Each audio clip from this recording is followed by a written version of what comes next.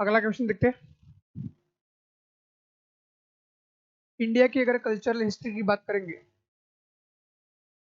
तो ये जो जोड़ियां है उन जोड़ियों के बारे में देखना है हमको, और उसमें से कौन सी जोड़ी सही है, गलत नहीं, सही कौन सी है वो देखना है। Which of the following is correct.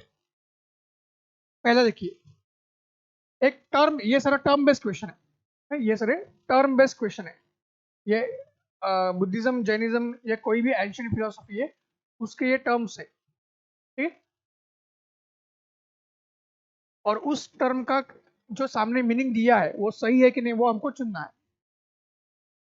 अभी पहली बार जब देखेंगे परिवर्जका, दूसरा है श्रमणा, तीसरा है उपासक। फिर हमें ध्यान में आएगा कि इनमें से बेसिकली वैदिक रिलीजन का तो कोई टर्म लग नहीं रहा है। ये सारे टर्म्स ऐसे लग रहे हैं कि जो कहीं ना कहीं सन्यासी या एस्थेटिक होंगे, ठीक है, या ऐसे जो टर्म्स है कि जो किसी एक फिलोसफी को फॉलो कर रहे हैं या किसी एक विचारधारा को फॉलो कर रहे हैं, ऐसे लोगों के नाम है।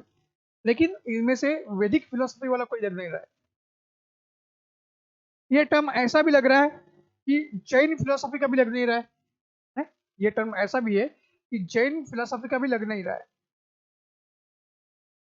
तो अभी फिर बुद्धिस्ट बचती है, तो शायद ये बुद्धिज्म के ही टर्म्स हो सकते हैं। लेकिन ये टर्म बुद्धिज्म के या जैनिज्म के या हिंदुइज्म के, ये हमें चुनना नहीं है। ये टर्म के आगे जो लिखा है वो सही है कि नहीं वो चुनना है। तो फिर भी एक ओवरऑल आइडिया लग रही है कि ये टर्म कहीं ना कहीं बुद्धिज्म की तरफ ज्यादा झुकाव कर रहे हैं। ओके, और वो डेफिनेटली है ही, बुद्धिज्म की तरफ ही झुकाव कर रहे हैं। तो उसमें फिर हम देखते हैं कि परिवर्जक है, और आगे लिखा है रिनंसिएंट एंड वॉन्डरर, मतलब परित्यागी एंड भ्रमणकारी, जो हिंदी में लिखा है। तो परिवर्जक या परिव्राजक जो होता है तो वही है, वर्ज व्राजक या वर्ज जो बोलते हैं। तो हमने हमारे कॉमन लाइफ में भी टर्म सुनते हैं, वर्ज है। मुझे ये डॉक्टर ने खाने के लिए ये वर्ज किया है, ये मना किया है, क्योंकि ताकि हेल्थ को नुकसान ना हो। लाइक मुझे डायबिटीज है तो मुझे शुगर खाना वर्ज है। ये शब्द हम सुनते रहते। तो फिर इस ऐसे जो की वर्ड्स है वर्ज का, ठीक है, इससे पता चलेगा कि हाँ, इसका मीनिंग तो यहाँ सही है, त्याग करना है। तो रिनंसिएंट का भी मतलब त्याग करना ही है। और त्याग करने के बाद तो हम घूमते ही रहते हैं। त्याग करने के बाद जाहिर सी बात है, जो हमारे त्याग किसका करना है, मटेरियल चीजें है, जो हमारा लाइफ है, मतलब लाइफ इन द सेंस जो आप हमारे लाइफ में जो सारी उपभोग की चीजें है उसको हमें त्याग करना है। ठीक, अपने घर को भी त्याग करना है।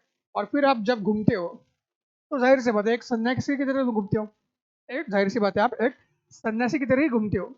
तो अपने आप वो वर्ज का टर्म से थोड़ा सा हमें लॉजिक लगेगा कि ये सही लग रहा है? और लॉजिकल गेस लेके हम उसको वन को सही मार्क करेंगे। फिर दूसरा है श्रमण है। श्रमण ये वर्ड भी सुना है लगता है, कहीं ना कहीं मैंने रिवीजन में पढ़ा है? उसके सामने लिखा है प्रीस्ट विद हाई स्टेटस। उसके सामने मुझे क्या दिख रहा है, प्रीस्ट विद हाई स्टेटस, ठीक है। बट कहीं ना कहीं ये टर्म पढ़ा है, बट किसी प्रीस्ट के बारे में पढ़ा नहीं है। चाहे वो वैदिक रिलीजन हो, जैनिज्म हो या बुद्धिज्म हो। जैनिज्म में हमने तीर्थंकर वर्ड सुना है? आचार्य वर्ड सुनने को मिलता है। हिंदुइज्म में तो साधु, मुनि, ऋषि, ठीक है, ये सारे वर्ड सुनने को मिलते हैं। श्रमण नाम का कोई हाई प्रीस्ट ऐसा दिखता नहीं है? फिर बुद्धिज्म में भी किसी प्रीस्ट को, फिर बुद्धिज्म जैनिज्म ये तो प्रीस्ट के खिलाफ है? ये प्रीस्ट की क्यों बात करेंगे? और अगर मान लीजिए बाद में जाके बुद्धिज्म में बदलाव आ गए, ठीक है, और फिर सारी चीजें जो मना की गई थी वो उन्होंने करना शुरू किया, फिर भी बुद्धिस्ट जो मॉन्क्स है उनको भिक्षु बोलेंगे, बुद्धिस्ट जो फीमेल मॉन्क्स है उनको भिक्षुनीज कहते हैं। भिक्षु एंड भिक्षुणी ऐसे टर्म्स हमने सुने हैं, बट श्रमण मतलब कोई प्रीस्ट है बड़ा, ऐसा बिल्कुल नहीं सुना है। तो लगभग ये गलत लग रहा है? लगभग ये गलत लग रहा है। फिर भी देखते हैं क्या है। हाँ, ये टर्म भी मैंने पढ़ा है, उपासका मैंने पढ़ा है। उपासक, उपासक मतलब किसी की उपासना करना है। और जाहिर सी बात है कि उपासक जो है तो फिर से ये टर्म ऐसा नहीं है कि उपासना हमारी किसी भगवान की करनी है? भगवान की जो उपासना करता है उसको भी उपासक कहते हैं, बट जो टर्म हमने फिलोसफी में पढ़ा है, हिंदुइज्म में ये टर्म आता नहीं है ज़्यादा, जैनिज्म में भी ये टर्म आता नहीं है, लेकिन बुद्धिज्म में हमें कहीं ना कहीं पढ़ने को मिला है कि अगर भिक्षु, अगर बुद्धिस्ट मॉन्क है, भिक्षुनी फीमेल मॉन्क है, तो जो कॉमन मैन है, और यहाँ पे ले फॉलोवर, ले मतलब कॉमन, इस शब्द से आपको क्लू मिलेगा कि बुद्धिज्म का जो कॉमन फॉलोअर है, क्यों? क्योंकि खास करके बुद्धिज्म का हमारा एक चीज हमें याद आएगी कि बुद्धिज्म हमेशा बोलता है कि आपको सन्यासी बनने की जरूरत नहीं है। ठीक है, अगर कोई सन्यासी बनना चाहता है खुद से, वो बात अलग है, उसको मना कर बुद्धिज्म नहीं करता है, बट सामान्य जो आदमी है, जो फैमिली वाला आदमी है, वो अपनी फैमिली मेंटेन करके भी बुद्धिज्म को फॉलो कर सकता है। हाँ, तब यस करेक्ट है कि ये ले फॉलोअर ऑफ द बुद्धिज्म है, ऐसा आम आदमी जो अपना फैमिली लाइफ मेंटेन कर रहा है लेकिन फिर भी बुद्धा और बुद्धिज्म को फॉलो करता है, उसको बोलते हैं उपासक। तो ये टर्म सही लग रहा है? तो अभी अगर हम चुनाव की तरफ आ गए कि हमारा 1 and 3 हमारा सही जा रहा है लॉजिकली, ठीक, पढ़ा है, याद आया तो अच्छी बात है, नहीं आ रहा है तो हम प्रोसेस की तरफ आ रहे हैं, आंसर की तरफ आते आते हमने देखा कि 1 और 3 की तरफ मैं थोड़ा सा उसको लॉक कर सकता हूँ, मेरा आंसर लॉक कर सकता हूँ, दूसरा गलत है। तो क्या ऑप्शन में मुझे ये आपका है क्या? तो डेफिनेटली देखते हैं, आपको 1 and 3 यहाँ पे है ही बी में, ठीक है। तो परिवर्जका तो डेफिनेटली आपका लग रहा था कि वर्जका की वजह से हमारा रिनंसिएंट, ये वॉन्डरर है? लेकिन श्रमण किसी भी हालत में लग नहीं रहा है? श्रमण जो है किसी भी हालत में लग नहीं रहा कि हाई प्रीस्ट है। फिर इनफैक्ट हमें वो ध्यान में आएगा कि जिन फिलोसफीज ने वैदिक रिलीजन के खिलाफ आवाज उठाई उनको श्रमण कहा जाता है। वैदिक रिलीजन के खिलाफ आवाज उठाई थी, उनको श्रमण कहा जाता है। तो फिर अपने आप वो बात जब क्लियर होती है तो बाकी चीजें आपकी कैंसिल हो जाएगी। तो 2 जब गलत है तो अपने आप जहां जहां 2 है सारे ऑप्शन निकाल दो, आपका आंसर सही चुना आपके सामने है कि आप, हमने जो लॉजिकल गेस भी किया वो बिल्कुल सही है, 1 and 3 है, बी आंसर हमारे सामने आ रहा है।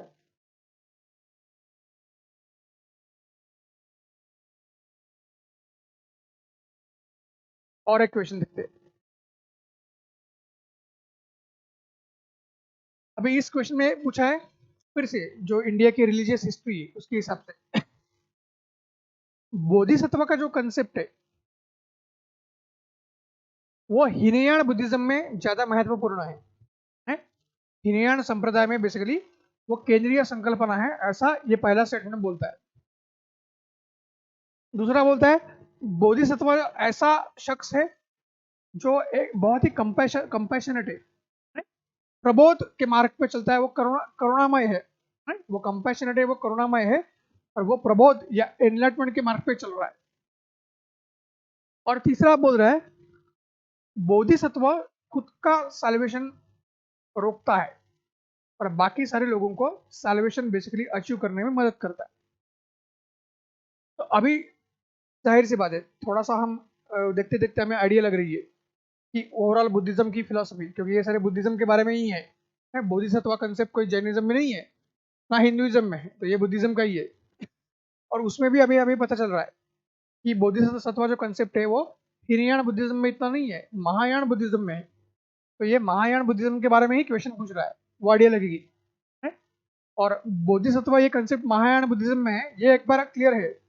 तो यहाँ पे दिया है हीनयान में है, बोधिसत्व हीनयान बुद्धिज्म का कंसेप्ट है ऐसा वो बोलता है, जो कि बिल्कुल गलत है। फिर हमें वो आइडिया लगेगा, हीनयान और महायान का डिफरेंस अभी पता चलेगा हमें है?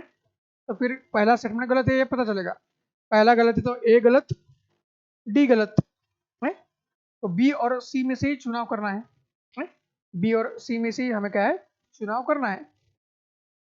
तो फिर हमें देखना है आगे जाके कि आंसर बी है या आंसर सी है। तो बी सेकंड स्टेटमेंट की बात करेंगे तो बोधिसत्व एक कंपैशनेट इंडिविजुअल है, करुणामय है, जो कि प्रबोध के मार्ग पे चल रहा है। जो कि प्रबोध के मार्ग पे चल रहा है, उसकी खुद की एनलाइटमेंट या उसका खुद का निर्वाण हो रहा है, उसका खुद का प्रबोध हो रहा है। फिर तीसरा स्टेटमेंट देखते हैं कि बोधिसत्व अभी प्रबोध के मार्ग पे चल रहा है, तो प्रबोध के मार्ग पे चलने के बाद क्या होगा, फिर उसका निर्वाण होगा या साल्वेशन होगा। तो तीसरा स्टेटमेंट इसकी बात कर रहा है कि बोधिसत्व खुद का साल्वेशन रोक रहा है। क्यों? To help others, to help other human beings और ऑल सेंटिएंट बींग्स, ठीक है, ताकि उनका साल्वेशन पहले हो जाए, है?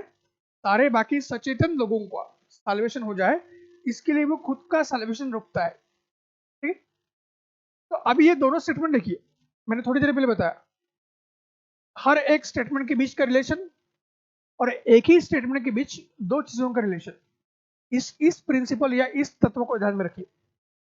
अभी बोधिसत्व क्या है? करुणामय है और वो एनलाइटमेंट के रास्ते पे चल रहा है या निर्वाण की तरफ जा रहा है। ठीक है, अभी उसको निर्वाण मिल सकता है मगर वो निर्वाण अपना रोक रहा है, ऐसा तीसरा स्टेटमेंट बोलता है।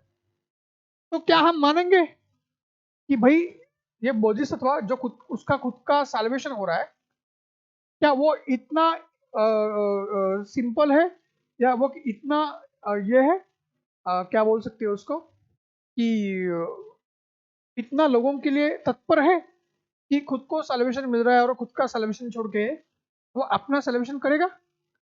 लोग तो नॉर्मली खुदगर्ज होते हैं, सेल्फिश होते हैं। ठीक है, पर पॉइंट वही है ना, वो बाकी तीसरा सेगमेंट क्या बोला है, वो बाकी लोगों का साल्वेशन कर रहा है। क्यों? क्योंकि कहीं ना कहीं वो खुदगर्ज नहीं है, इसीलिए है। वो एक आम आदमी की तरह होता तो वो अपना सोचता और अपने साल्वेशन के लिए आगे चला जाता है, बट वो बाकियों से अलग है। और बाकियों से अलग है ये कहां से पता चलता है? इस स्टेटमेंट से, कंपैशनेट, करुणामय। ठीक है, और वो बाकियों से अलग है इसलिए वो खुद का साल्वेशन रोकता है और वो बाकी लोगों के साल्वेशन में हेल्प करता है। ठीक, अगर वो करुणामय नहीं होता, कंपैशनेट नहीं होता, तो शायद खुदगर होके वो खुद का साल्वेशन करके निकल जाता और वो बेसिकली बाकी लोगों की तरफ देखता ही नहीं। और जो कंसेप्ट महायान बुद्धिज्म में लाया गया था, बोधिसत्व, उसका ऑब्जेक्टिव ही वही था कि दूसरे लोगों का साल्वेशन करके देना है, ना कि खुद का करना। सबका होने के बाद खुद का अपने आप हो जाएगा, ये कंसेप्ट लाया था।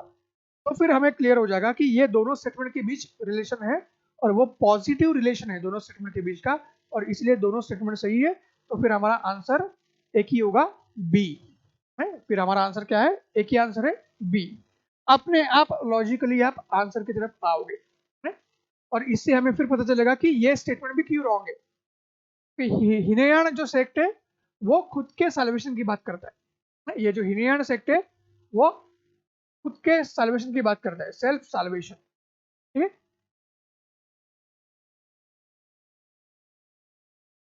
जाहिर सी बात है कि फिर सेल्फ साल्वेशन की अगर ये बात करेगा तो ये बात बाकी लोगों के साल्वेशन की ही करेंगे, तो इसलिए ये दोनों स्टेटमेंट सही है, ये गलत हो जाता है, तो ये भी प्रूव हो जाता है। तो अभी आपको पता चला होगा कि कैसे हम लॉजिकली आंसर की तरफ आए हैं, और ऐसे ही आपको सॉल्व करना है, ऐसे ही चीज़ों को समझना है, तभी जाके आपको हिस्ट्री, आर्ट एंड कल्चर एकदम इजी लगेगा, क्योंकि वो एकदम इजी है ही है। बस वो प्रोसेस पता होनी चाहिए जो मैं आपको बता रहा हूँ। आइए आगे देखते हैं। फिर से इंडिया की रिलीजियस या कल्चरल हिस्ट्री की अगर फिर से बात करेंगे, है, which of the following is correct? Correct पूछा है, इनकरेक्ट नहीं पूछा है। Which of the following is correct description of the term परिमिता? है, परिमिता ये जो शब्द है, या यह संज्ञा संज्ञा जो है, परिमिता नाम की जो संज्ञा है, इसका बेसिकली यह शब्द का करेक्ट डिस्क्रिप्शन क्या है? पहला एक्चुअल क्वेश्चन है, लेकिन फिर भी क्या है, वो स्टेटमेंट की तरह दिया हुआ है और अपने आप रिलेशन आपको पता करना है, और रिलेशन आप पता कर पाओगे कि परिमिता एक सबसे पुराना धर्मशास्त्र टेक्स्ट है जो कि सूत्रा स्टाइल में लिखा गया है। तो धर्मशास्त्र यही एक टेक्स्ट का नाम है आपके संस्कृत बुक्स का नाम है?